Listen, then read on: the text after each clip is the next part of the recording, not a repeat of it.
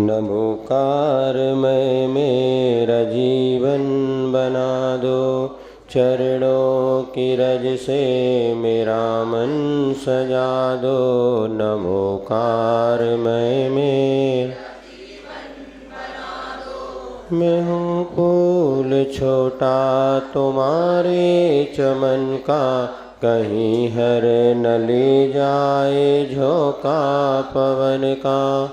चरणों की छाया में मुझको बिठा लो, अरिहंत निज गाँव मुझको बुला लो। नमोकार नेह में पर विदेही बने हो, बंधन में रह कर भी बंध ना सके हो। मैं बंधता रहा झूठे जग बंधनों में, निराकार मुझको स्वयं में मिला लो। नमोकारमय मेरा जीवन है छाया जो विषयों में भूले, कहाँ खो गया क्षण जो आत्म को झूले। हो सूरज धरा के उजाले दिखा दो, हे आचार्य मेरे दुखों से बचा लो। नमोकारमय मेरा जीवन बना दो, अज्ञानता से भरी मेरी गागर, तुम ज्ञान के वो असीमित हो सागर। आगम का अमृत हमें भी पिला दो, उपाध्याय गुरुवर सतपथ दिखा दो। नमोकार बना दो, कमल में है साधु विराजो, आत्म के अनुभव से परिचय करा दो। नमन है मेरा जग के सब साधुओं को, नमन है नमन है नमन मैं बना दो। नमोकारमय मेरा जीवन बना दो, चरणों की रज से मेरा मन सजा दो।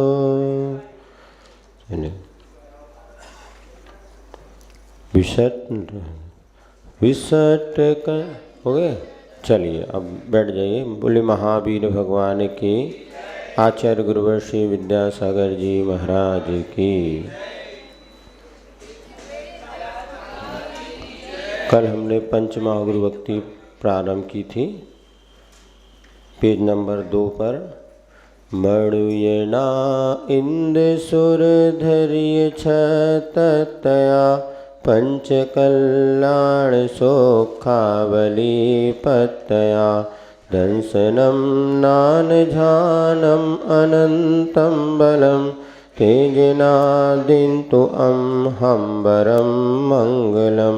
जेहि झाड़गिवाणेहि अयि दिड्ढयम, जम जर मरणनय रत्तयम दड्डयम।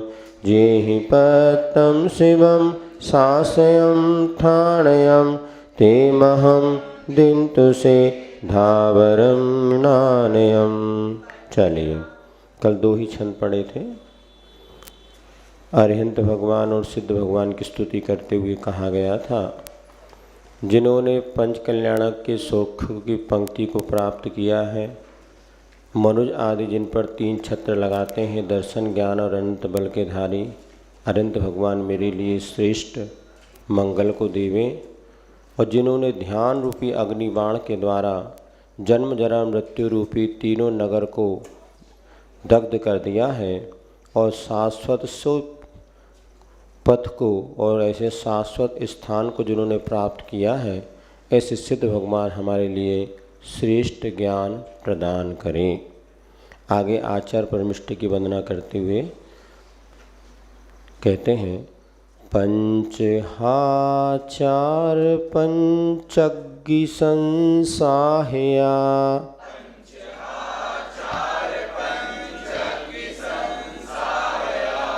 बार संगाई सु जलहि अवगाहया। बार संगाई सु जलहि अवगाहया।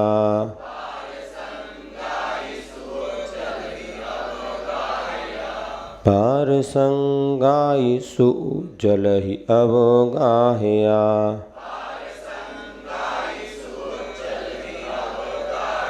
मुख लच्छी महंती महंते सया। मुख लच्छी महंती महंते सया।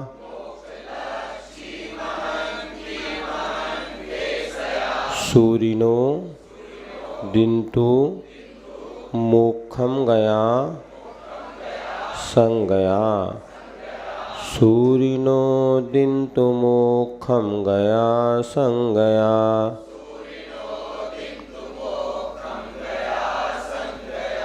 पंचहाचार पंचज्ञ संसाया। वार संगाय सो जलहि अवगाहया। मुख लच्छी महंती महंते सया। सूरिनो दिन्तु मोक्षम गया संगया। बोलिए कुमार। साया वार संगाय सो जलहि अवगाहया। मुख लच्छी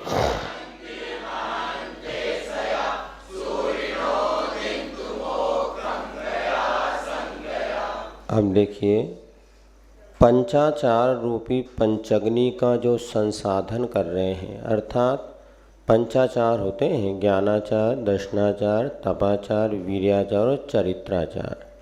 ऐसे पंच आचार कैसे हैं?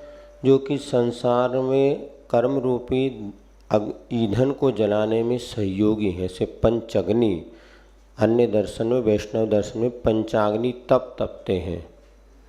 देखा ना इलाहाबाद वगैरह में जो बाबा वगैरह होते पांचों चारों तरफ अग्नि लगा लेते हैं, ऐसा बैठ जाते हैं। तो यहाँ पर पंचाचार ही वो अग्नि है जिसके द्वारा वह अपने कर्मों को भस्म करते। बार संगाई सु जलहि अवगाहया। और बार संग माने द्वादशांग। द्वादशांग समझते ना, जिनेंद्र भगवान की वाणी जो थी उसको द्वादशांग के रूप में लिपिबद्ध किया गया था। ये द्वादशांग को गूथा गया था। आचारांग है, सूत्रांग है, आदि आदि। तो ऐसे 12 अंग होते हैं। हाँ, तो आगे अपन पढ़ेंगे। ऐसे द्वादशांग रूपी श्रुत की जलधि माने समुद्र। द्वादशांग रूपी श्रुत के समुद्र में अवगाहया, जिन्होंने अवगाहन किया था। अर्थात द्वादशांग रूपी जो समुद्र था उसमें जो डूबने वाले थे, अर्थात उसके ज्ञाता थे। मोक्ष लच्छी महंती महंते सया। मोक्ष रूपी लक्ष्मी जो महान है, ऐसे मोक्ष रूपी लक्ष्मी को प्राप्त करने के लिए जो निरंतर पुरुषा ऐसे महंत हैं। महंत माने संत पुरुष, जो कि मोक्ष रूपी लक्ष्मी को, कैसी है मोक्ष रूपी लक्ष्मी? महंती, महान है। ऐसी श्रेष्ठ मोक्ष रूपी लक्ष्मी को प्राप्त करने के जो निरंतर तत्पर थे, ऐसे महंत। सूरिनो आचार परमिष्टि। दिंतु मुझे देवें, क्या देवें? मोक्षम गया संगया। जो संग माने परिग्रह से, गए माने रहित है, जिनसे परिग्रह दूर हो गया है, ऐसा मोक्ष रूपी लक्ष्मी मुझे प्रदान करें। ओके। संगया, सया माने सदा, हमेशा हमेशा। सया निच्च काला मंचे में पूरे, सया माने सदा।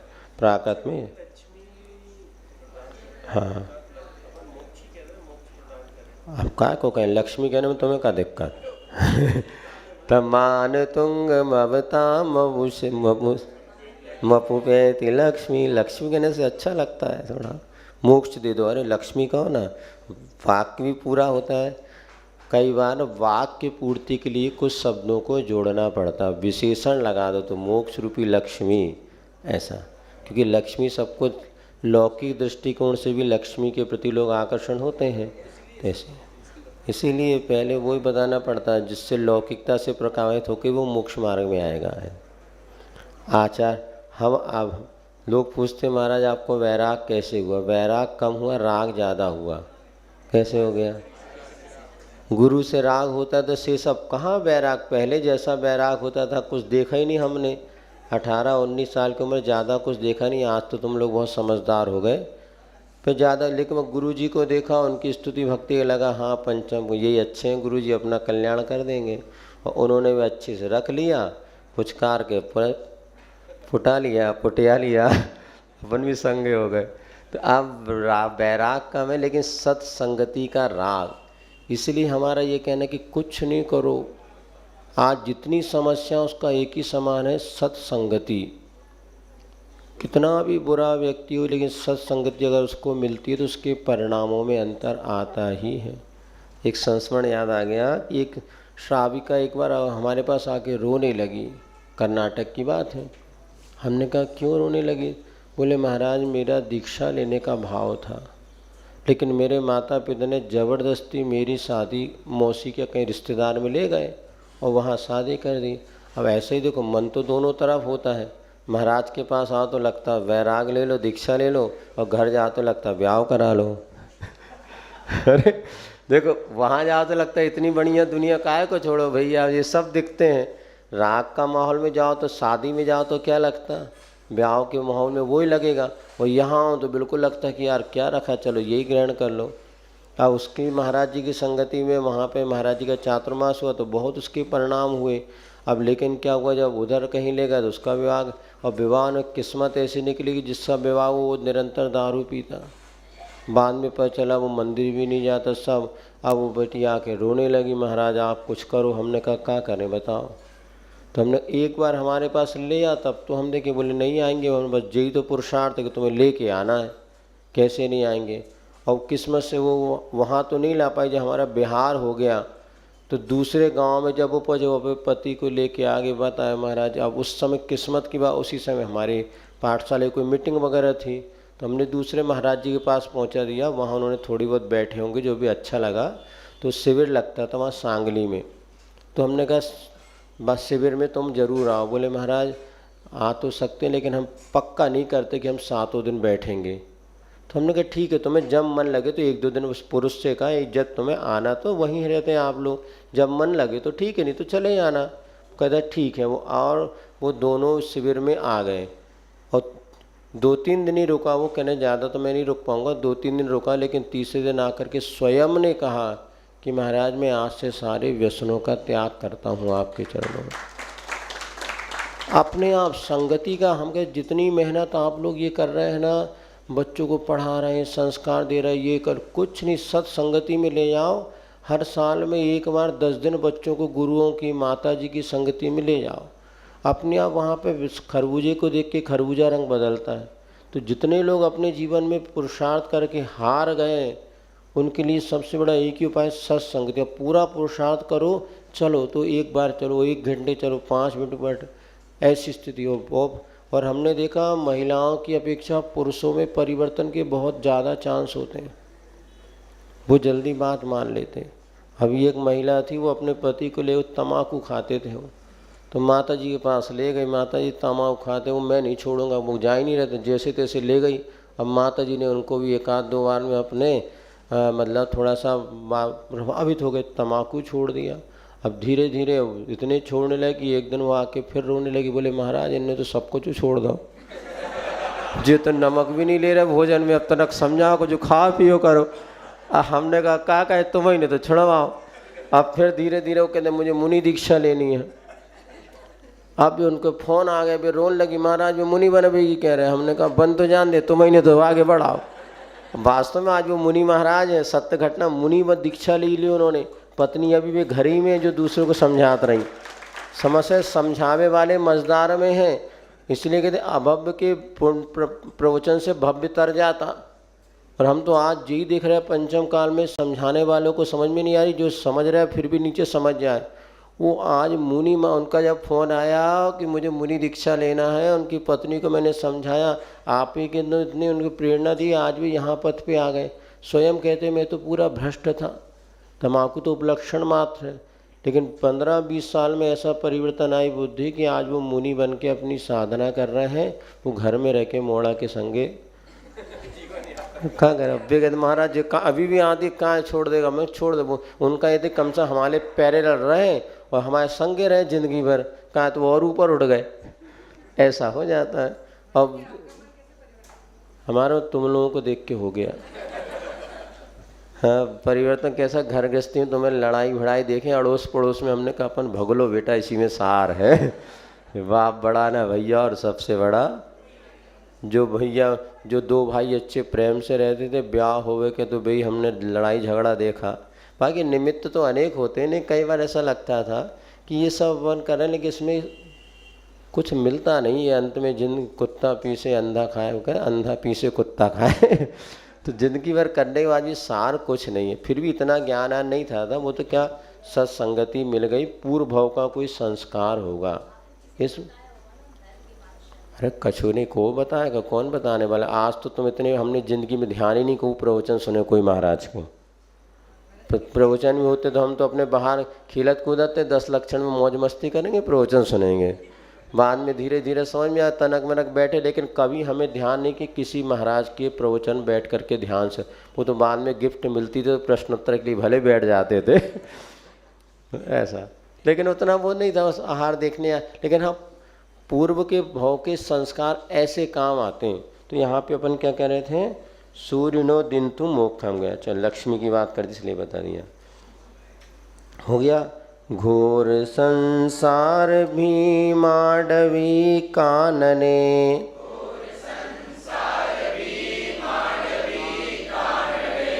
तिख वियराल, तिख वियराल नह पाव पंचानने, तिख वियराल नह पाव पंचानने।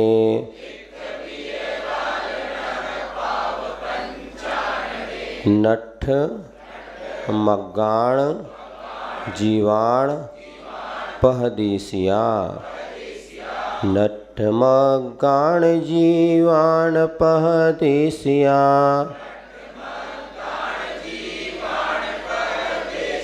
बंदिमो ते उवझाय अम्हेशया, बंदिमो ते उवझाय अम्हेशया।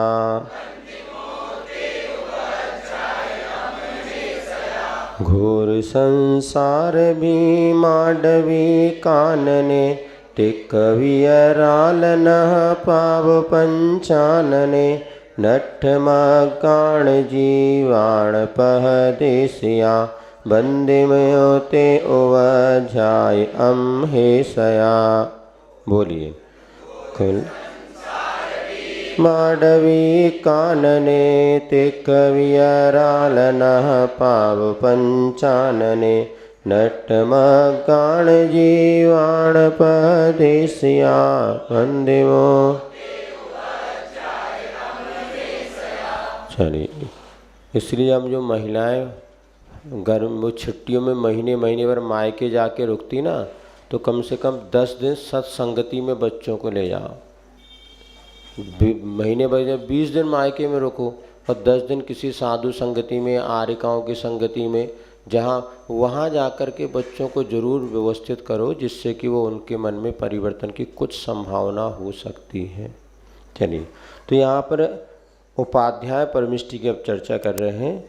घोर संसार भी मांडवी कानने, संसार रूपी भयंकर, अडवी माने होता है जंगल, कानने मतलब निकलने के लिए, कानन माने होता है जंगल।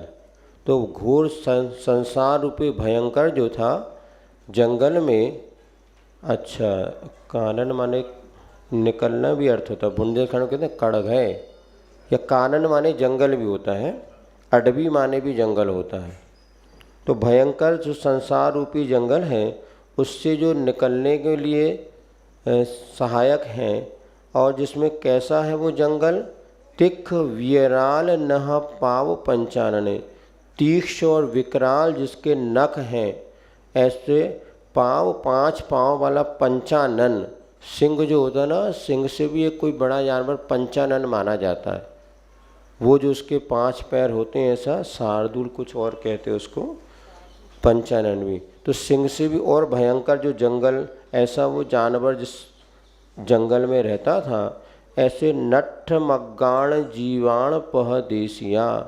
और इस प्रकार के मार्ग में जो भटक चुके हैं, ऐसे जीवों के लिए पथ देशिका, पथ को दिखाने वाले हैं। तो पहली पंक्ति में तो जंगल का वर्णन किया, कैसा भयंकर जंगल है वह, जिसमें कि भयंकर जंगल है, अंधकार से भरा हुआ है और विकराल नख वाले इसमें पंचानन सिंह आदि रहते हैं। ऐसे जो संसार रूपी जंगल है, इसमें जो भटक गए हैं, ऐसे जीवों को पथ दिखाने वाले हैं। उपाध्याय अम्हेशया, ऐसे बंदी मोह ते उपाध्याय, उन उपाध्याय परमिष्ठों की मैं सदा वंदना करता हूँ, क्योंकि उपाध्याय परमिष्टि हमें ज्ञान दे करके सन्मार्ग पर ले जाते हैं। ऐसा ठीक है। चलो और कुछ पढ़ना, इसी को पढ़ने पूरा करें। अब यहाँ पे साधु परमिष्टि का वर्णन करते हैं। उग तव चरण करणे ही जीनम गया, उग तव चरण करणे ही जीनम गया,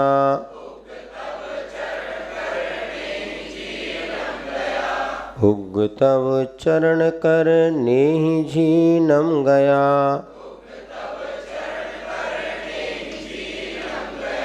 धम्म वर झाण सुकेक झाणम गया, धम्म भर झाण सुकेक झाणम गया,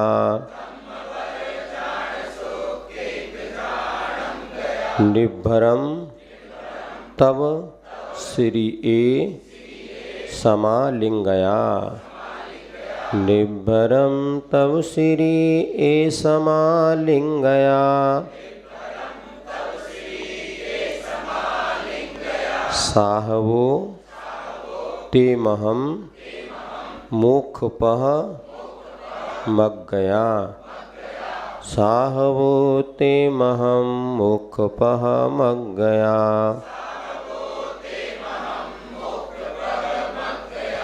उग तव चरण करणे ही जीनम गया, धम्मवर झान सोकेक झानम गया, निवरम तव श्री ए समालिंगया।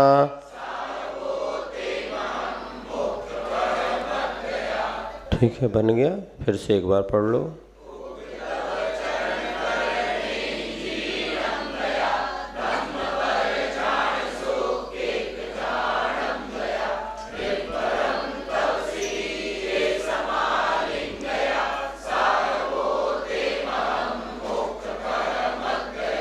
अब ये साधु परमिष्टि कैसे हैं?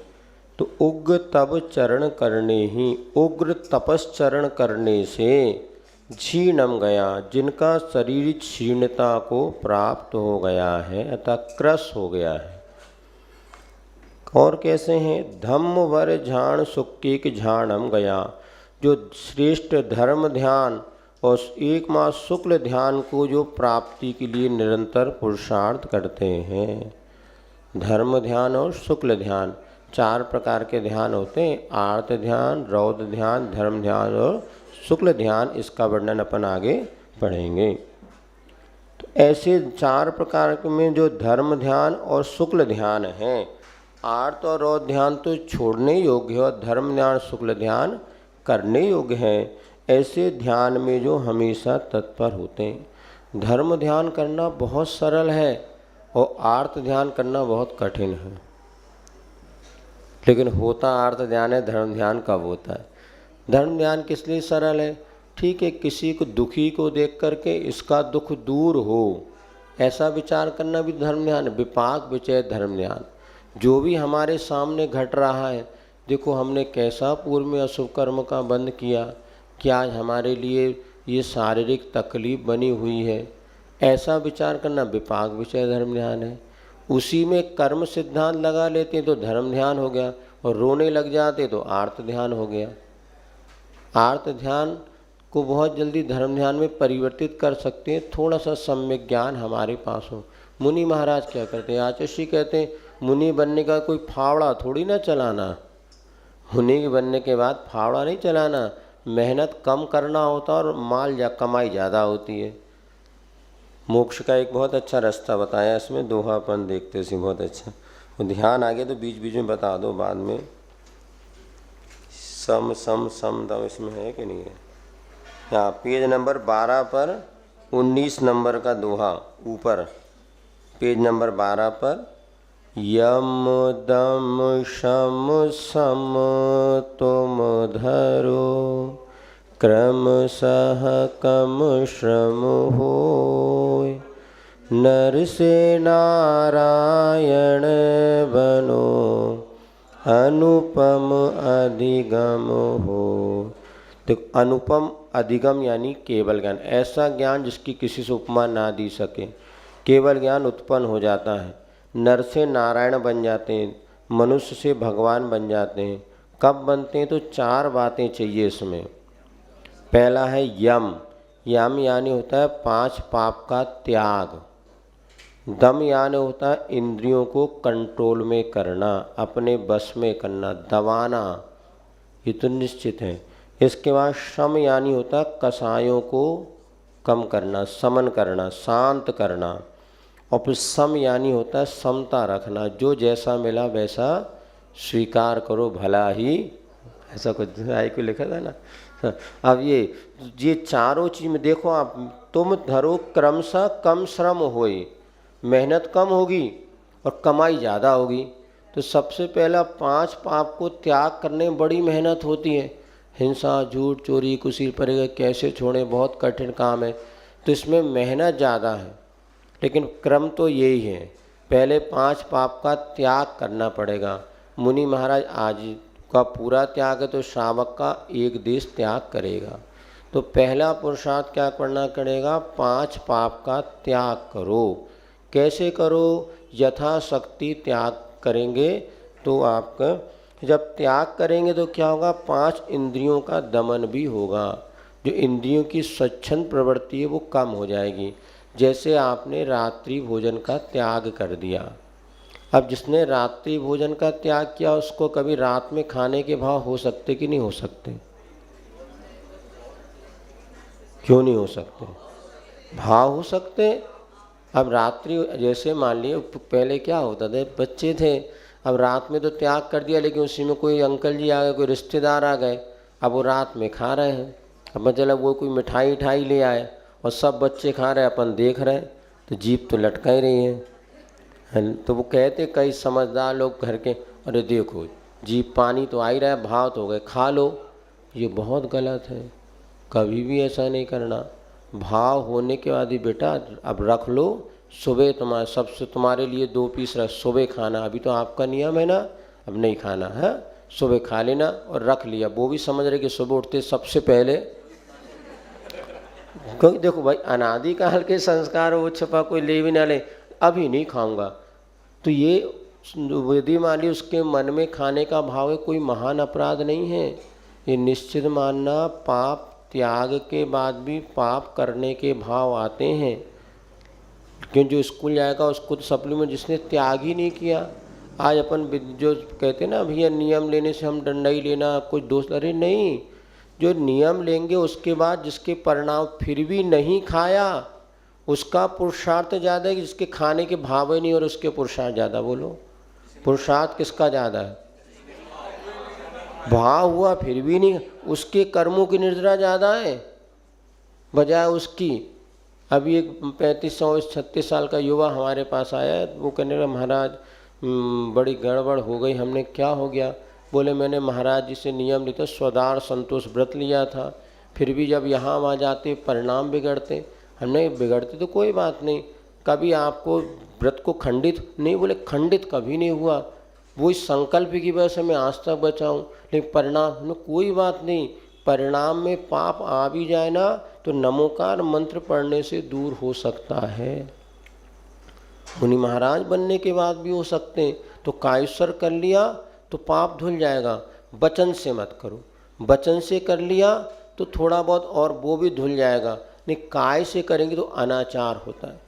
तो कभी भी ये मत समझा करो कोई नियम लेंगे तो वैसे पर कई लोग आज का उल्टा प्रवचन करने लगे, अरे पहले मन से तो छूटा नहीं, बाहर छोड़ दिया, इसमें क्या रखा है, पहले मन से छूटना चाहिए। नहीं, मन से इतनी जल्दी छूटता ही नहीं, अनादिकाल के संस्कार हैं। हम भी जब आपको बता रहे संग में आए बड़ा डर लगता था कि हमने कैसे क्या करें, क्योंकि कई बार जब सब छोड़ने के बाद भी आप स्वयं देख रहे हैं उपवास की रात में, अब मान ली बिल्कुल उपवास है, नमोकार सब, फिर भी रात में खाने पीने के सपने दिख जाते हैं, पार नहीं हो जाती रात में खा लिया, प्यास लग रही तो पानी गटक गटक सब हो जाता। अब हम भले घबरा जाते थे, कई बार ऐसा होता था। अब छोटी उम्र से निमित्त मिलते थे तो परिणामों में तत्संबंधी राग द्वेष विकृति आ जाए, अरे लगता हम तो सब छोड़ दिया, ये तो गलत। फिर एक बार हमने आचर्षी की कविता पढ़ी चिरंतन, उसमें लिखा, हे मुन साधु तेरे मन में पाप नहीं है, तूने पाप त्याग किया, किंतु अनादिकाल के संस्कार हैं इसलिए मन में परिणाम उत्पन्न होते हैं। उदाहरण दिया था, घंटा बजना बंद हो गया किंतु झनकार तो अभी भी बाकी है, पंखा बंद कर दो फिर भी कब तक घूमता है। तो हमने आज पाप छोड़ा किंतु संस्कार तो अनादिकाल के ना। लोग पूछते महाराज आपको कैसे पता, भैया भव मोह में तो यही आहार भय मैथुन परिग्रह, यही संज्ञाओं से हम ग्रसित हैं। तो छोड़ने के बाद मन में पाप नहीं, ऐसा कभी नहीं होता। और देखना छोड़ने के बाद वही चीज़ मिलेगी। आज आप कौन सा वार है, मंगलवार, आज मीठे का त्याग को देखना ज़्यादा मिठाई मिलेगी। अभी तक कभी गुलाब जामुन नहीं मिलेंगे, लेकिन आज जरूर आपके सामने आएगा। हमने तो अनुभव किया, जिस दिन जो त्याग करो वो चीज़ और ज़्यादा आपके, कि उस समय आपकी परीक्षा की घड़ी कितना संकल्प के त्याग है। तो ये तो निश्चित है जब आप त्याग करेंगे तो आप, लेकिन जहाँ आप 2-3 दिन सफल होंगे फिर लगता हाँ अब हमने बहुत काम किया। इसीलिए बचपन में क्या, जैसे किसी ने रात्रि भोजन का त्याग किया और एक दिन धोखे से खा लिया, अब मम्मी कहती नियम तो टूटेगी अब रोज़ खा ले, नहीं, एक दिन टूट गया तो अतिचार, अब बेटा कल से मत खाना। हम लोग ध्यान जैसे क्या करते थे, अब 6 महीने का रात्रि भोजन त्याग किया। अब ये कैसे करते थे, महाराज जी माता जी वगैरह आते थे, आहार देते थे तो त्याग करा देते तो कर लेते थे। अब वो जैसा कल माना में आया था, आलू को नहीं खाएंगे, आलू का छुआंस तो ले लें। हमें क्या करते, आलू का त्याग कर दिया। अब फुल्की खाना तो कुछ चिगवाएंगे और कहते भैया आलू मत डालना, चना चना डालना। अब यदि आ जाए तो अपन हमने कौन किया, वो तो आ गया, क्या करते। तो लेकिन इसमें बुरा नहीं, यही तो संस्कार है, अभ्यास। आज उसी का ये परिणाम है, कितना त्याग में आगे बढ़े। आज लोग पहले से डरा देते माता, नहीं त्याग नहीं करना, कुछ नहीं करना, दोष। अरे त्याग करो तो दोष लगेगा, देखी जाएगी।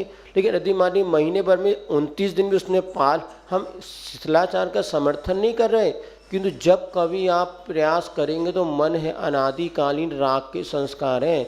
आज उसने मुखमाटी में लिखा, काई लगे पाषाण पर पैर फिसलता ही है। अब वो जब पुरुष ने कहा, हमने कहा बेटा बहुत अच्छा तेरा पुरुषार्थ है। एक 60 साल के दादाजी जिन्होंने ब्रह्मचर्य व्रत लिया और एक 30 साल का लड़का जिसने स्वदार संतोष व्रत लिया, कौन श्रेष्ठ है? तेरे मन में पाप आ रहा है फिर भी तू श्रेष्ठ है, क्योंकि तेरे कर्म ही कट रहे हैं। तूने संकल्प पूर्वक दृढ़ता से जो व्रत पा, तब उसको लगा मेरा मन है। और ये कविता जब हमने पढ़ी तब से मन थोड़ा हल्का लगना। फिर आचार्य कुंदकुंज स्वामी ने समयसार ग्रंथ में जब हमने पढ़ा, पुग्गल कम रागो तस्य विभागो दयो हब दिए सो न तु एस मज्ज भावो जानग भावो दुअहमिको। पुद्गल कर्म जो राग है उसके उदय में ये परिणति हो रही है। वास्तव में मैं राग करने वाला नहीं हूँ, मैं तो ज्ञायक स्वभावी आत्मा हूँ। जब ऐसा चिंतन करने लगे, वहाँ पर आचार्य एक पूज्यपाद स्वामी ने भी लिखा समाधि शतक में, क्या मुनि मतलब मुनि महाराज के मोहात प्रजा ये थे रागत देशो तपस्विनः। तो तपस्वी के भी राग द्वेष जो भीतर मंदे कर्म का जब उदय आते हैं तो राग द्वेष की परिणति होती है। यथा मोहात प्रजा ये थे रागत द्वेषो तपस्विनाम तथैव स्वस्थ आत्मा नाम साम्यते क्षणात्। उस समय अपनी स्वस्थ आत्मा का चिंतन करने से वो क्षण मात्र में राग नष्ट होता है। जैसे राग की परिणति हो गई, ये मेरा स्वभाव नहीं, ये मेरा स्वभाव नहीं, ये मेरा स्वभाव नहीं, ऐसा आत्मा का स्वभाव नहीं, तो वो अगली बार जब राग आएगा उसकी तीव्रता में कमी आ जाएगी। बहुत अच्छा मंत्र उन्होंने दिया और इसका हमने प्रयोग भी किया, क्योंकि जब कर्म का उदय आता है ना, तो ऐसी माया कर्म के वेग में पढ़े या अनपढ़ दोनों बराबर होते हैं। तो अच्छी स्वाध्याय तपस्वी करने वाले भी, जैसे पंडित बनारती दास जी थे बताते, उन्होंने नाटक समय सार नाटक करके लिखा, और लेकिन वैराग्य भी था, फिर भी 9 उनकी संतान हुई। ये और भी नाम भूल, 9 संतान और एक भी संतान जिंदा नहीं बची, सब एक्सपायर हुए, लेकिन फिर भी संतान के प्रति राग सब। तो ये क्या होता है, तत्व ज्ञान होने के बाद भी तीव्र जो हमारे पुराने कर्मों का उदय होता है ना, उसमें ये किंतु उस सम्यक दृष्टि क्या करता है, अंतर्मूर्त में छोड़ता है। अब मैं आगे नहीं करूँगा, फिर कर लेता है, फिर छोड़ता है। जैसे आलोचना पाठ आप लोग पढ़ते ना, कई लोग कहते महाराज हम रोज़ पाप कर रहे हैं, फिर क्यों पढ़े प्रतिक्रमण। भैया रोज़ कपड़ा गंदा होता, रोज़ धोते कि नहीं धोते? इसी भाव से धोते का कपड़ा गंदा नहीं होगा, फिर पहनोगे तो पता है साफ तक फिर गंदा होना, तो हमारी आत्मा फिर गंदी होगी। लेकिन फिर हम शाम को प्रतिज्ञा, हे भगवान मैंने हिंसा झूठ चोरी की, उसका मैं परित्याग करता हूँ। तो अपनी आलोचना निंदा तो करते रहना चाहिए, भले पाप करो फिर छोड़ो, और यही अभ्यास आगे भविष्य में काम आएगा। इसलिए पाप त्याग से कभी नहीं डरना। यदि कितना भी दोष लगे, हर अपराध का प्रायश्चित है। वो बेटी वाली पुस्तक में पीछे लिखा है, हमने उसमें बताया कि दुनिया में कोई ऐसा अपराध नहीं जिसका प्रायश्चित ना हो, बस शर्त है निश्चल मन से अपने पाप को स्वीकार करो। गलती को गलती के रूप में स्वीकार कर लिया, 25% पाप धुल गया। गुरु से निवेदन कर दिया, 50% पाप धुल गया। जैसे डॉक्टर के पास जाके आप खुल के बताते ना, गुरु महाराज हमारे द्वारा ऐसा अपराध हुआ, सुन लिया गुरु ने, 50% पाप धुल गया। फिर गुरु ने हमें प्रायश्चित दे दो।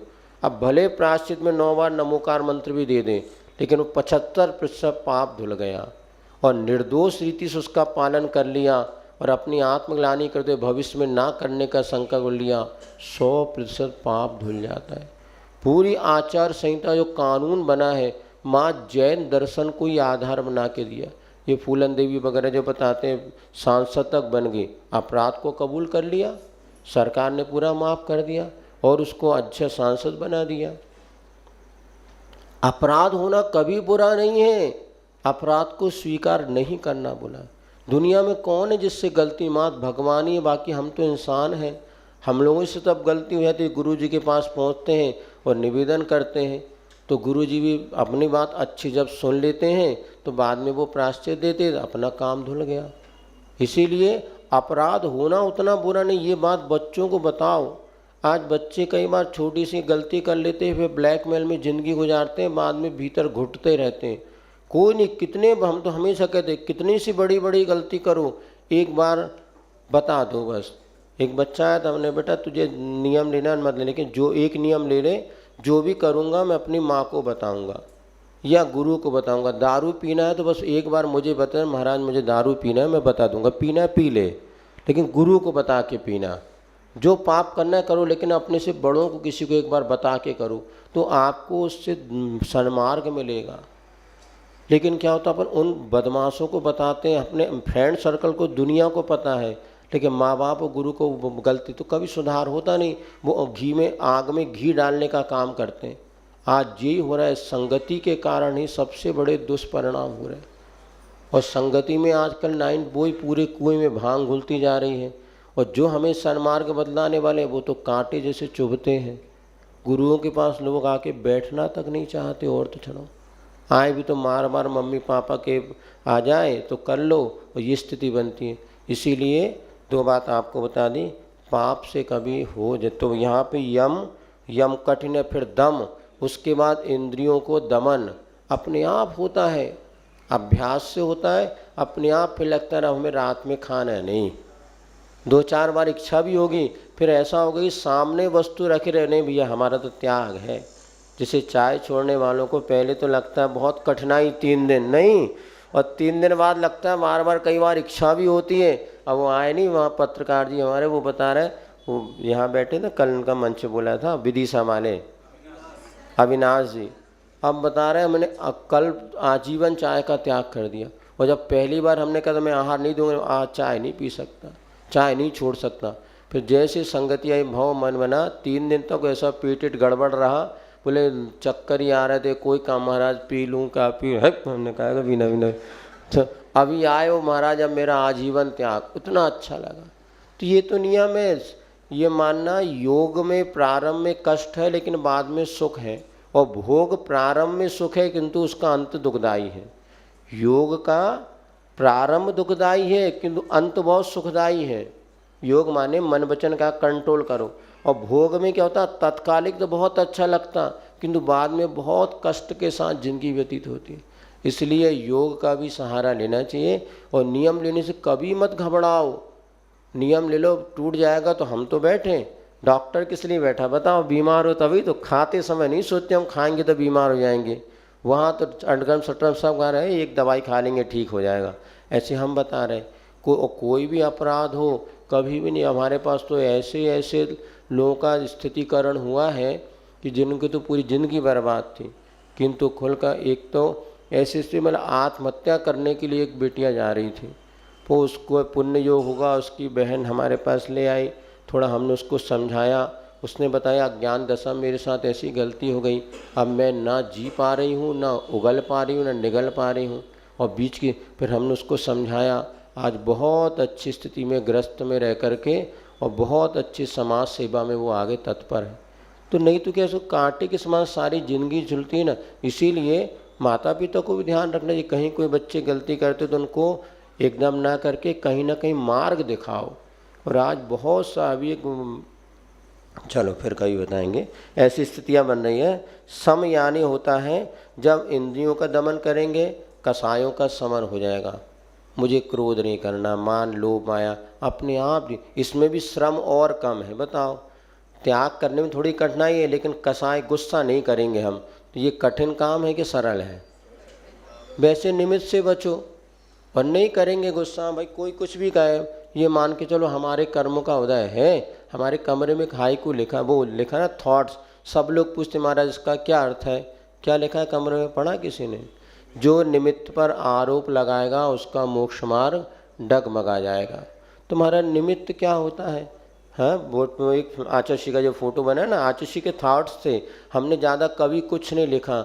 महुआ जी में आचार्य ज्ञानार्णव पढ़ाते थे, उस समय अपने लिए लगभग 50-60 पॉइंट लिखे थे। तो एक भैया जी आए, उनको बहुत अच्छे पॉइंट लगे तो उन्होंने ले गए, तो मेरी औसत करके हमने अपनी डायरी में लिखा था। फिर उन्होंने पूरी इसकी पुस्तक बना दी। ये पूरी पुस्तक आपके इसी में गुण गुरु वर्णम करके, चाहे कल परसों हम डलवाए थे, गुरु वर्णम में QR कोड डला है, गुरु वर्णम, उसमें 70-80 फोटो आचार्य के बहुत अच्छे पूरे फ्लैक्स बने ना, आपको सब मिल जाएंगे उसमें, हर घर में लगाने लायक वो थॉट्स हैं। गुरु वर्णम करके इसमें QR कोड डाला है पुस्तक में, पेज नंबर और बता दो, बता देंगे सबको। 50 नंबर पेज है, देख लो भैया वो डालने वाले और आप जानो। हाँ, ये 50 नंबर पेज पर गुरु वर्णम।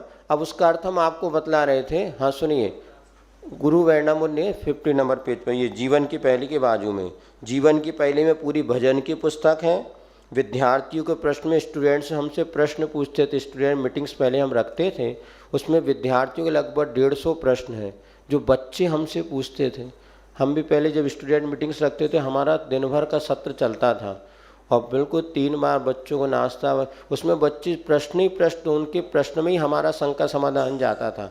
पढ़ाते तो बड़े महाराज थे और हम तो उनकी जिज्ञासा का समाधान कर। ऐसे कुछ बच्चों शिवपुरी में जब लगाया था 10 दिन, उस समय ये विद्यार्थी के प्रश्न की पुस्तक तैयार एक बच्चे ने की थी। वो शॉर्ट हैंड था तो हम बोलते थे वो लिखता ज़्यादा था, तो उसने ये भी। और प्रश्न मंजूषा में आचार्य शांति सागर और विद्यासागर महाराज जी को 100 पहेलियाँ हैं। ये सब पुस्तक एक बार QR आप निकाल के देखेंगे, बहुत उपयोगी हैं। चलिए, क्या कह रहे थे आपसे?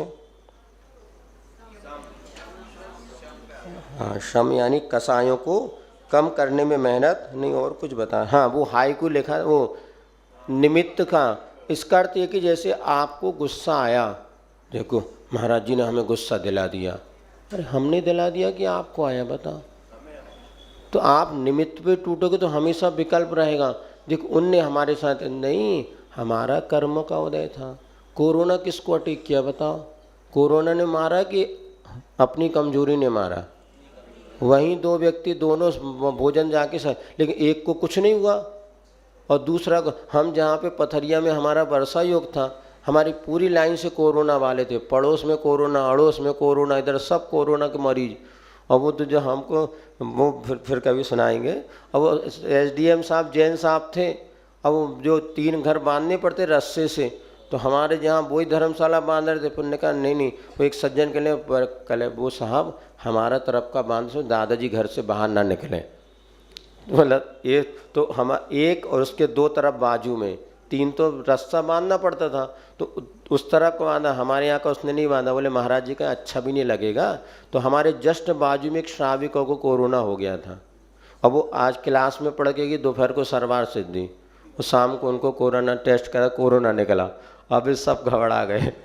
हमने भैया तुम कुछ नहीं करो, अपनी चिंता करो। तो बाजू में 3 रस्ते, ऐसी स्थिति। तो क्या होता था, अपनी कमजोरी कारण गुस्सा आता कि सामने वाला गुस्सा दिलाता है।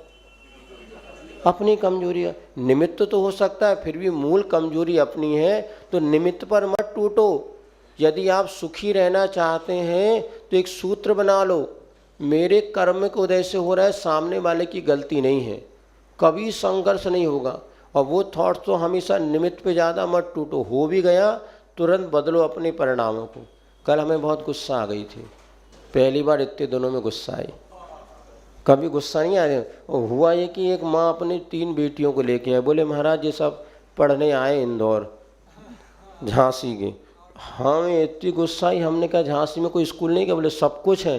फिर यहाँ को बोले बच्चों की इच्छा थी। हमने कहा बाप को लेके आए उसके। हाँ तो ऐसे तम पता नहीं। अब हमने सोच लिया हमें अपने परिणाम संभालना है, दुनिया को तो गड्ढे में जाना हो, जान दो। कल बड़ा चिंतन चला, लेकिन इनके निमित्त से वास्तव में माता पिता भी धृतराष्ट्र बन गए। तो अब क्या करेंगे? धृतराष्ट्र माने अंधा होता ना, वो सब अंधे बन रहे हैं। सारी चीज़ वहाँ पर 12th पढ़ नहीं रही बच्चा, इंदौर आके पढ़ना, जहाँ मेडिकल कॉलेज है, सारी चीज़ें हैं। फिर हमें लगा, शाम को चिंतन किया, अब ज़्यादा दिमाग खराब मत करो, नहीं तो यहाँ के हमारी पढ़ाई कम हो रही है, इसी में ज़्यादा समय जा, मानना किसी को नहीं। कारण है हमें लगता है मेडिकल कॉलेजेस सारी चीज़ें हैं, वहाँ दुनिया के बच्चे पहुँच रहे हैं, वहाँ के बच्चे यहाँ के पढ़ो, माता पिता लेकर हमें कहते हैं आशीर्वाद दे दो। हमने कोई आशीर्वाद नहीं, मैं कभी नहीं देता। यदि आपके यहाँ नहीं होती परिस्थिति बात अलग है, सब कुछ तुम्हारे यहाँ पर है, फिर यहाँ क्यों भेज रहा है? ये कि छुट्टापन चाहिए। वहाँ माँ बाप का बंदिश बहुत परिणाम बिगड़े। फिर हमने बाद में अपने आप को संभाल लिया और सोचा कि भैया पर निमित्त से अपने परिणाम मत, ये सबसे बड़ी मूर्खता है। फिर हमें लगा आगामी समय में सावधान हो जाओ। क्या यहाँ तो 24 घंटे वो ही चलना है, हर व्यक्ति हमसे अब हमें आशीर्वाद देने में हमारा मन करे तभी तो देंगे ना। गलत के लिए हम कैसे आशीर्वाद दे दें?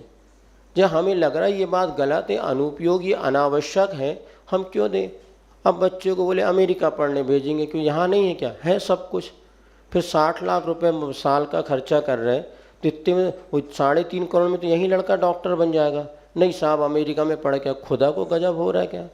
तो 3.5 करोड़ बैंक में। अब इतनी लोगों की बुद्धि नहीं चल रही, हम भी सोच रहे अपना दिमाग काहे को ख़राब करो, किसी को मानने वाला समय है नहीं। फिर भी बहुत तो यम दम शम यानी गुस्सा आदि नहीं करेंगे, ऐसा में भी कम, और सम यानी बाद में सब में समता परिणाम।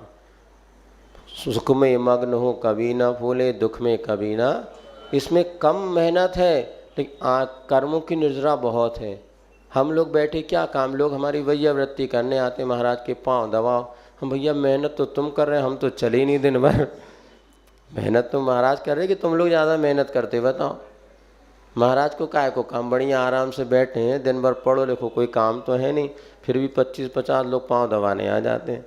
हम कहते रहने दे भैया, हम तो इतना चले ना फिरे। कोई कम श्रम है लेकिन आनंद बहुत है, कर्मों की निर्जरा बहुत है। इसलिए महाराज बनने में मेहनत कम है। यदि अपन बुद्धि लगा लो, सही तत्व ज्ञान के साथ चर्या करो, सम, बस कुछ नहीं करना।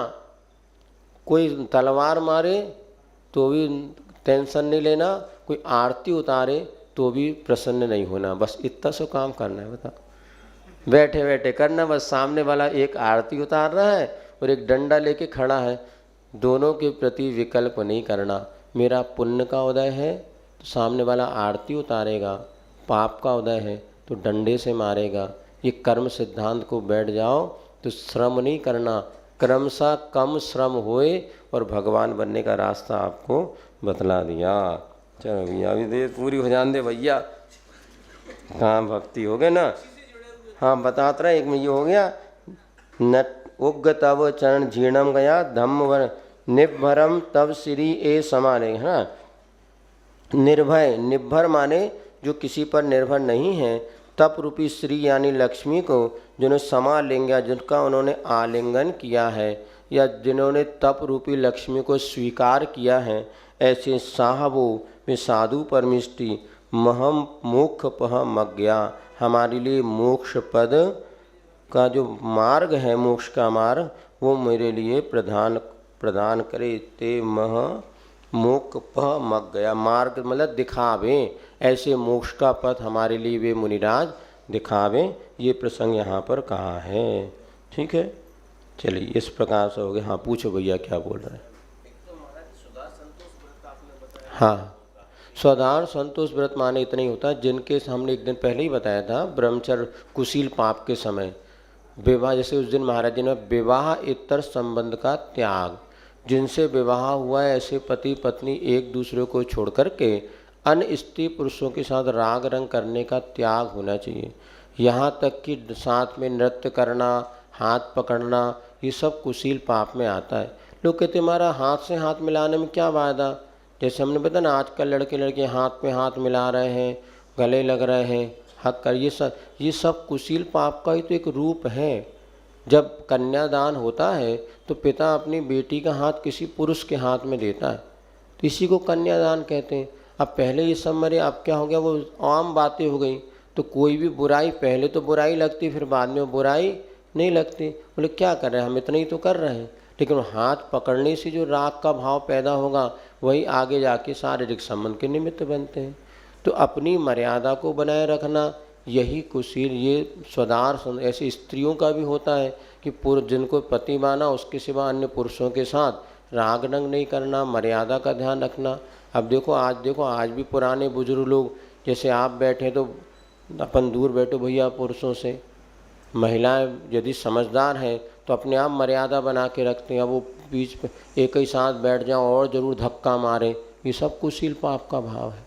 हमने देखा हमारे पास, जैसे प्रायः बुरा नहीं मानना, जैसे मान ली 10 बहनें बैठी हैं कोई, तो कोई भी लड़का अंदर आने में 4 बार सोचेगा, और कोई लड़का बैठा हो तो लड़कियां आएंगी झट से। सभी के लिए नहीं कह रहे, बुरा नहीं मानना, बहनों के साथ हमारे साथ पार्टनर, तो वो आके फिर भी उनको इतना संकोच नहीं होता या डर नहीं लगता, और वो आके। तो इस समय अपने हम शुरू से हमेशा बच्चों से कहते बेटा मर्यादा का ध्यान रखो और कुछ नहीं करना। संयम क्या है, मर्यादा। अब जैसे पुरुष वर्ग बैठे भैया, उनसे अपने को दूर बैठना। अब एक साथ बैठ करके और बिल्कुल, ये धीरे धीरे निमित्त हैं और इससे तो पाप पनपता है। सवाद कितना भी हेल्थी फ्रेंडशिप कह दो, भगवान जानते और तुम ही जानते हेल्थी फ्रेंडशिप क्या होती है। कोई हेल्थी फ्रेंडशिप नहीं होती। लड़के ने हमने बताया बच्चों को, बाद में वो कहने हमारे चिड़ महाराज हेल्थी फ्रेंडशिप करने में क्या दोष है, सागर में शिविर में। अब हम उस समय जानते थे हेल्दी, हमने हल्दी माने क्या होता तो हल्दी लगा के दोस्ती हो रही, ऐसा कुछ नहीं, हल्दी माने हेल्थी। अच्छा हमने फिर पूछा बताओ बेटा हेल्थी फ्रेंडशिप क्या होता है। बोले हम तो भाई बहन ऐसा। हमने कहा नहीं आप रियल। फिर बाद में स्वयं ने आके बताया महाराज आप बहुत सही कह रहे थे, हमारे मन में पाप ही होता है, निर्विकारता होती नहीं रे। रियल भाई बहन बैठे, इसलिए वो बेटी वाली पुस्तक में स्पष्ट दिया, सारे संबंध बाद में, पहले तो स्त्री और पुरुष का संबंध होता है, बाद में भाई बहन, पिता बेटी, गुरु भक्त, ये सब संबंध बाद में। लेकिन पहले जो शारीरिक आकर्षण होता है ये वो, इसलिए हमारे यहाँ मर्यादाएं बताई जाती थीं। मुनियों के आगे अकेले महिलाएं क्यों बात ना करें, क्या हम पापी हैं क्या? नहीं, महाव्रती हैं, फिर भी अकेली महिला बैठी हो बात नहीं करना, महान अपराध माना साधु के लिए। मूलाचार में स्पष्ट लिखा है, यदि माँ है, बूढ़ी है, 100 साल की है, आरिका है, तो भी कभी साधु के सामने अकेले ना बैठे। तुम लोगों को ये मर्यादा, अकेले नहीं जाना। अब सारे मरे, हम तो डर ही नहीं लगता कोई हमारा, हम बुरे थोड़ी ना है। भैया कुछ मत बताओ, अंतर की आत्मा तुम ही जानते हैं। आचार्य हमेशा कहते हैं साधु के लिए स्वयं ही साधु प्रमाण है। हमारा पेपर तुम नहीं जांच सकते। बाहर से तो हम भगवान जैसे बन के बैठे, भीतर से पाप कर रहे कि धर्म, ये हम ही अंतरात्मा। हमारा पेपर हम ही जांच सकते हैं। हमेशा साधक का पेपर स्वयं को स्वयं जांचना होता है। दुनिया क्या, दुनिया तो मूर्ख है। तुम लोगों को तो वो जो दिख रहा है बस ऊपर से, लेकिन भीतर की तो परिणति हमें पता है ना। और वाह वाह ताली बजाने लोग बहुत हैं, लेकिन रियलिटी से, वास्तविकता को भी सब इग्नोर करने वाले हो। यही आजकल ज़माना है, सच्चे का ज़माना नहीं। लेकिन अपनी सोचो, हमें अपना कल्याण करना है तो हमें अपना मार्ग प्रशस्त करना है। दुनिया कुछ भी कहे, लेकिन हमें पता है कि हम कहाँ गलत हैं, तो हमें सुधरना है, ख़त्म काम। इसीलिए ये मर्यादा, इसको कहते हैं कुछ, ये सौदार संतोष व्रत, 100 संत, ये व्रत भी जिसने पालन कर लिया उसके जीवन में अतिशय घटित होता है। जो अग्नि परीक्षा में अग्नि पानी बनी, माँ सीता के पति व्रत के कारण, सुदर्शन को फूलों की माला बनी, सिर्फ पत्नी अपने पति पत्नी बने। जो करना हो करो ना, कौन नियम है, वही तो व्रत है। लेकिन ये भी तलवार पे धार पे चलने के समान व्रत कठिन, और आज तो और मुश्किल है। लेकिन फिर भी अगर हमारी दृढ़ता है ना, तो दुनिया की कोई ताकत हमें व्रत से नहीं ढिका सकती। लेकिन हम ही ढीले पोले हैं। हमें लगता कर तो लो, कौन देख रहा है, कौन नहीं देख रहा, अपनी अंतरात्मा देख रही, भगवान तो देख रहा है। हमें अपने आप को, दुनिया को कोई हमारा पेपर नहीं जांचता। हम तो किसी पे, हमारी एक कहना, हम ना किसी पे ज़्यादा विश्वास है ना किसी पे ज़्यादा अविश्वास है।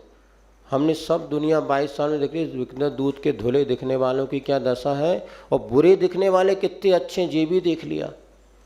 जिनको अपन बुरा मानते हैं बहुत अच्छे निकले, जिनकी कभी उम्मीद नहीं थी वो आरिका बने और आज भी आरिका बने, जिनको सोचते थे आरिका बने वे ग्रस्त बन गए, उल्टा काम हो गया। ऐसा भी होता है। इसलिए बहुत विचित्र दुनिया है, समलो इसी में सार है। चलिए,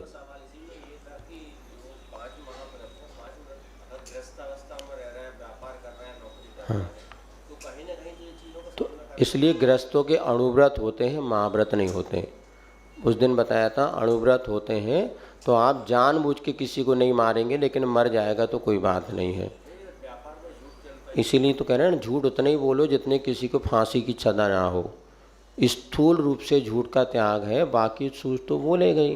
व्यापार में झूठ बोलने पड़ा, देख भाई 50 का खरीदी है, मैं तुझे 60 में दे रहा हूँ, किसी से मत कहना, पर चला वो 30 की खरीदी है उस दुगने में दे रहा। अब चलता है ऐसा, तो क्या करोगे, इसके बिना काम होता नहीं, तो ग्राहक तुमको उल्लू बना देगा। चलिए, हम बता रहे संस्मरण, अब यही समस्या हमारे साथ में थी। हम सीधे सच्चे थे। हाँ, कैसे सीधे, मतलब दुकान में एक ग्राहक आया और हमने उसको जो कोई भी चीज़ XYZ थी, हमने 20 रुपये की उसको 25 रुपये बता दी। हमने कहा भाई देख ज़्यादा, चूँकि क्या हुआ था, दमदार सा था, क्रिमिनल जैसा था वो आया, तो हम वैसे उसको देख के घबरा गए।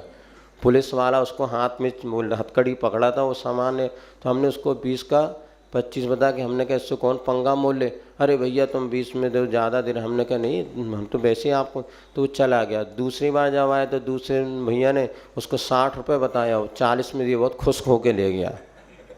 बोले देखो उसने 20 कम किया, तुम 2 रुपये कम नहीं कर रहे थे। हमने कहा जा बेटा भाई समझे, व्यापार ऐसे ही चलता है। हाँ हाँ, इसीलिए अकेले नहीं रहना चाहिए। इसीलिए पहले सास ससुर, अरे आश्रम में आ जाओ। कहाँ को सुनो, मार्ग तो देखो, मार्ग है, आप चाहो तो सब मार्ग है। आचार्य ने श्रावी का आश्रम इतने खुलाए है, जवानों की आवश्यकता, हम व्रती कर जाओ, धर्म ध्यान करो, जहाँ व्रतों की सुरक्षा हो वहाँ रहो ना। और 4-5 ऐसे श्राविका है। लेकिन आज आप चाहो तो अपनी सुरक्षा सब जगह। सीता जी ने घास के टुकड़े से अपने सील की सुरक्षा की थी रावण के सामने। तुम्हारे सामने पूरी सरकार है तुम्हारे साथ। आज एक पुरुष आँख उठा के देख ले, बेचारे की ज़िंदगी बर्बाद हो जाएगी। किसी स्कूल में नहीं लिखा लेते, कोई लड़की आँख उठा के देखे तो लड़का शिकायत करे। स्कूल में लिखा है कि बेटा कोई तुम्हें टकटकी लगा के देख रहा है, तो उसमें हमने देखा स्कूल में लिखा था तुरंत कॉल करना, पुलिस उसको पकड़ के, ज़िंदगी बर्बाद हो जाएगी लड़के की। और लड़की कुछ भी कर ले, लड़के की हिम्मत नहीं कि कैसे कि लड़की ने हमारे साथ किया, पुलिस कोई साथ नहीं उसके। बुरा नहीं मानना, लेकिन ये बहुत सत्य है, इसका दुष्परिणाम भी निकल रहा है। किस तरह से वो, तो क्या अपन चाहो तो कहीं ना कहीं पूरी हमारे पास हम सारी व्यवस्था अपने सील की सुरक्षा चाहो तो चाह ही नहीं रहे आज। वो कहते हैं महाराज एडजस्ट करना है, सब व्यवस्थित जिंदगी है, क्या करोगे? सब बताया तो हम उसके बाद भी कहीं ना कहीं व्यवस्था बनती है। बुए पहले इसलिए पहले भरा पूरा परिवार होता था, पति कोई ना कोई साथ में होता था, साथ में रहे तो वैसे अपना कहिए जब हम अकेले कोई दरवाज़ा नहीं खोलेंगे। अभी एक वीडियोस आया था ना, हमें किसी ने बताया वो अकेली थी वो, और वो 2 लोग लूटने के लिए आया, उसको पता चला वो कैसे, कोई रोज़ वीडियोस आ रहे हैं भाई हम इस प्रकार, क्योंकि वो आपका पैसा भी लूट ले, ये भी कर ले, चारित्र लूट ले, उसके बाद क्या करोगे? और बहुत सी घटनाएं इसलिए घट रही हैं, अकेले रहते हैं वहाँ, इसीलिए हम हमेशा कहते हैं अब जो आज मियाँ बीवी दोनों अकेले रहना चाह रहे हैं, जिनकी परिस्थिति अलग बात है, भाई तीसरा नहीं चाहिए, हम बस पति पत्नी, तो इनकी सील के लिए बहुत प्रॉब्लम्स है। स्वयं हमारे लिए एक समाज में एक बड़ी समझ चातुर्मास में एक श्राविका ने आके कहा महाराज आप बच्चों को इतना समझाए, थोड़ा हम लोगों को भी तो समझाओ। अब हमने कहा तुम्हें कैसे समझाया? बोले हमारे, अब महाराज आप सब समझ रहे हैं हमारी श्राविकाओं में भी ये प्रकार की विकृतियाँ आ रही हैं, और 50-50 60-60 साल शादी के होने, मतलब इतनी उम्र में भी। अब हमें तो लगा उस समय अपने को भी अच्छा जोश था, हमने तुरंत बच्चों के जैसे फॉर्म तैयार किया और हमने सबको बताया कि पाप के उससे बचने का। लेकिन जब हमने कुछ ही फॉर्म भरवाए हमें बहुत संकोच हुआ, हमने कहा भैया बच्चों को समझाना फिर भी ठीक है, इनको कहने में कभी गड़बड़ अपने लेने देने। 900 फॉर्म हम उसी समय रद्दी में डाल दिए, छपे छपाए, क्योंकि हमने कहा बड़े लोगों को समझाने में बहुत रिस्क है। हमने फिर सब बंद कर दिया, बच्चों को फिर भी हम कह देते, लेकिन अपने लिए सुरक्षा, इसीलिए तो पहले बड़े बुजुर्गों के साथ रहो, एक आज ये सब बातें कही जाती थी। अब कुछ नहीं, 2 पति पत्नी हम रहेंगे, तीसरा तो चाहिए ही नहीं। सास ससुर तो कांटे जैसे लगते हैं, बाहर क्यों रब सर्विस करना? लड़का तैयार हो जाता घर में आने, लेकिन बहू रानी तैयार नहीं होती। वो तो कहते यहाँ आके जेल में कौन फंसेगा, वहाँ स्वच्छंद सा गाड़ी में घूमना, ये सब करना। ऐसे लड़के रोए हैं हमारे पास आके सिर पटक पटक के, लेकिन वो उनकी पत्नियां तैयार नहीं, वापस माँ बाप। क्यों? क्योंकि हमारी स्वतंत्रता और स्वच्छंदता छिन जाएगी। बड़ा विचित्र है। चलो भैया तुम लोग निपटो, हम तो बच गए भगवान की कृपा से। हम तो बहुत अपने आप को खुशकिस्मत समझते हैं, सब दंड फंस गए। अब लगता है और इनके चक्कर छोड़ो, अपने शांति धर्म ध्यान करो। वो तो यहाँ पर है तो बाकी छोटी जगह हमें ज़्यादा पढ़ते नहीं, हम तो अपनी माला इतना स्वाद। वो तो यहाँ आने, पिछले बार भी जब आए तो वही होता कि लोग आते ही हैं, फिर अपना ही मन हो जाता थोड़ी इनकी समस्या का समाधान कर दो। किंतु चलो क्या कह रहे हैं भैया, हो गया ना? कोई पूछ रहा हो? हाँ पूछ लो भैया, आज का ही प्रवचन प्रमुख हो गए। हाँ हाँ, वो ये कहा था ना, बेशक रोना हो तो रो लो तुम, किंतु मुस्कुरा के जीने वालों को सुखी में। इसी पुस्तक में दिया वो क्या लिखा है, बेशक रो लो तुम, यदि रोने से दुख कम होता है तो बेशक रो लो तुम, किंतु मुस्कुरा के जीने वालों को सुखी मत समझ लेना। मेरा नाम जोकर एक पिक्चर आई थी, बताते हैं, वो सबको हंसाता था किंतु भीतर से रोता था। ऐसी स्थिति है। तो चलो यही बात आपको बतला दी। धन नहीं, केवल ज्ञान को भी लक्ष्मी का है, तप को भी लक्ष्मी का है, ऐसा। हाँ, लक्ष्मी माने वैभव का प्रतीक है, संपन्नता का प्रतीक है। लक्ष्मी को उच्चतम तो लक्ष्मी, मोक्ष रूपी लक्ष्मी, तब मान तुंग मवशा, तो मोक्ष को भी लक्ष्मी कहा है। ये सब हमारे लिए इस प्रकार से। चलिए क्या? हाँ अलग अलग है दोनों, उसका अलग अपन पढ़ेंगे बाकी समय। चलो पेज नंबर, क्या टाइम हो गया, वो भेद प्रभेद तो पढ़े ही नहीं आज, चलो बाद में पढ़ लेंगे। दोहा पढ़ लें, हाइकू पढ़ लें, क्या दोहा पढ़ना है? हाँ हाइकू बता देते हैं। चलिए अपने 10 तो हो गए थे, पहले आचुष्य वाले हाइकू देख लेते हैं। पढ़ो जब, तेरी 2 आँखें तेरी ओर हजार सतर्क हो जा, मलाई कहाँ आसान दूध में सो प्रशांत बनो, शब्द पंगु है जवाब ना देना भी ला। ये भी बहुत अच्छा है, हमेशा जवाब देने की कोशिश मत करो। अपन सही है तो मौन रह करके भी उस शब्द का व्याख्यान बहुत अच्छा होता है। शब्दों में तो कोई ताकत नहीं है, तो आज ऐसे कहते जवाब ना देना भी। हर चीज़ में जवाब नहीं देना, कुछ नई जवाब देने की कला भी सीखो। समझ में आया ना? अरे हमारा बच्चा हमारा इतना होशियार है, एक कहो 4 सुनाता है, इसको होशियार, ये मूर्ख हैं। वो है जो 4 सुन के भी एक ना जवाब दे, वो होशियार है, कि एक सुन के 4 सुना वो होशियार है? बोलो।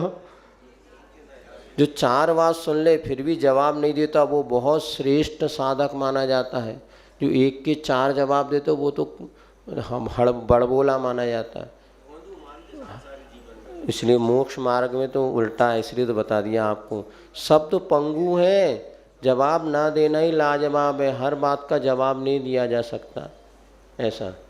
चलो भैया, खेती बाड़ी है भारत मरे, ये तो अपन 11 से पढ़ लेते हैं।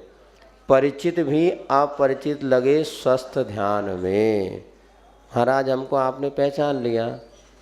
नहीं भैया हम तो नहीं पहचानते, समझ लेना स्वस्थ हैं हम। पहचान रहे तो अस्वस्थ है, वही लिखा ना, परिचित भी अपरिचित सा लगे स्वस्थ ध्यान में। अर्थात श्रेष्ठ ध्यान कौन है? परिचित भी है, देखा तो था पता नहीं। हमारे ये सब हम बिल्कुल भूल जाते हैं। कल ही वो व्यक्ति आके बैठा था, आज भूल जाते। तो हम सोचते बढ़िया, गुरुजी तो कह रहे स्वस्थ, उनकी माने कि तुम्हारी माने बता? गुरुजी कह रहे स्वस्थ ध्यान वो ये परिचित भी अपरिचित सा लगे। कल ही आते सारी बातें करे थे, फिर महाराज फिर भूल गए आप। हाँ भैया हम तो भूल जाते, तो भूलने में ज़्यादा फायदा है। तो गुरुजी तो ये कह रहे परिचित भी। हाँ, कहाँ से आए आप? कहाँ से आए? हाँ, बस ख़त्म काम। इसलिए इष्टोपदेश में लिखा है, किमिदम कीदृशम कस्मात् क्वैत विशेषयन स्वदेहमपि नावेति योगी योग परायणा। जो श्रेष्ठ योगी होते हैं वो अपने शरीर को भी भूल जाते हैं। तो दुनिया किमिदम क्या है, कहाँ से आए, कौन है, ये सब पूछताछ करने में योगी का कोई भला नहीं। इसलिए बस परिचित भी अपरिचित से लगे। तो महाराज कह रहे, वो एक आचार्य ने कहा, तो महाराज कहते महाराज भले ये जाने ना जाने 1 घंटे जरूर ध्यान रखे कि हम महाराज हैं, नहीं तो जुगाड़ कहाँ से होगी। वही अपरिचित लगन लगे तो 1 घंटे तो परिचय होना चाहिए कि ये मुनि महाराज है पड़गाते समय। बाकी तो ठीक है, सब अपरिचित हो जाए, कोई बात, हमें ही पता चले श्रावक हैं, वो ही अपरिचित हो जाए। हाँ, अंतर भी आता, देखना अंतर ही आता। जो परिचित होता है ना उसकी अलग भक्ति भावना उगड़ती है। जो कभी नहीं आया बस पहुंच भी चाहो तो उसके बाद वो अनुभव नहीं हो। इसलिए हमने कहा ना, अब कौन सा अननोन नंबर पे हम भी फ़ोन डायल नहीं करते आजकल। पहले आए बैठे परिचित होते, लगता हाँ ये श्रावक की भक्ति भाव है, उसको भी कुछ देना चाहिए। सामायिक में कुछ ना करने की स्थिति होती है। महाराज सामायिक में क्या करना? कुछ नहीं करना। 24 घंटे मन कुछ ना कुछ करता ही है। आचार्य शांति सागर महाराज जी से पूछा आप क्या करते? बोले सामायिक में कुछ नहीं करता, मन की भी गति को रोकना। इसका नाम श्रेष्ठ सामायिक है, माला फेरने का नाम नहीं। इसका नाम सामायिक, माला फेरने का मना नहीं। आचार्य कहते माला सामायिक में सोने से अच्छा है 5 नमोकार मंत्र की माला फेर लो, बस बैठ जाओ, आती जाती श्वास को देखो, ये भी सामायिक है। कुछ नहीं करना, नमोकान मंत्र ने कुछ नहीं फेरना, ये भी सामायिक में क्या करना?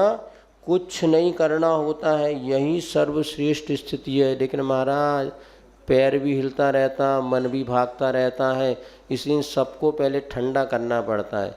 गैस में दूध उबल रहा था तो एकदम नीचे रखते से ठंडा नहीं होता, गैस बंद कर दिया उसके बाद भी 25 से 50 मिनट तक वो गर्म रहता, फिर अपने आप ठंडा हो जाएगा। ऐसे सामायिक में बैठते से पहले तो 30-40 मिनट मन उछलता रहेगा, उसके बाद ठंडा होगा। तो जब तक तो महाराज पूरा काम होगा, इतना टाइम का हमारे पास। तो मन की चंचलता को कम करने के लिए कम से कम आधे घंटे आपको शांत बैठना पड़ेगा।